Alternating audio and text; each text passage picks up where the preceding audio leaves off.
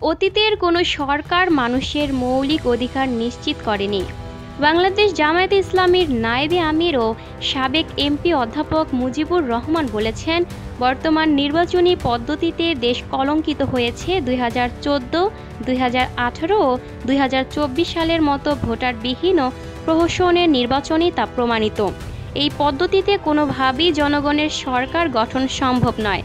শনিবার শাহবাগ পশ্চিম থানার উদ্যোগে জাতীয় জাদুঘর গেইটে ফ্রি মেডিকেল ক্যাম্পের উদ্বোধনী সভায় প্রধান অতিথির বক্তব্যে তিনি বলেন, অবাধ ও সুষ্ঠু নির্বাচনের একমাত্র উপায় হল পিআর পদ্ধতি, যেখানে ভোট চুরি, কেন্দ্র দখল বা মনোনয়ন বাণিজ্যের সুযোগ থাকে না।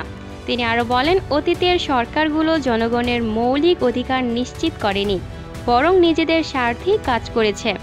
জামায়াতে ইসলামী নৈতিক ও আদর্শিক নেতৃত্বে গড়ে তুলেছে, যা ঢাবি ডাকসুর সাম্প্রতিক নির্বাচনে প্রমাণিত।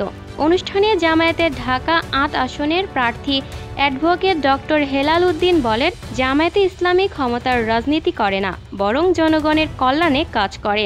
তিনি অভিযোগ করেন, একটি মহল জুলাই সনদের আইনি ভিত্তি রোধে ষড়যন্ত্র করছে। তবে নভেম্বরের মধ্যে গণভোট ও ফেব্রুয়ারিতে জাতীয় নির্বাচন না হলে জনগণ তা মেনে নেবে না।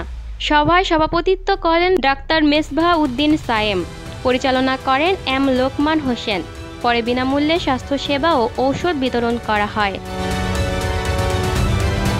Lucky Akter, people voice television, Dhaka.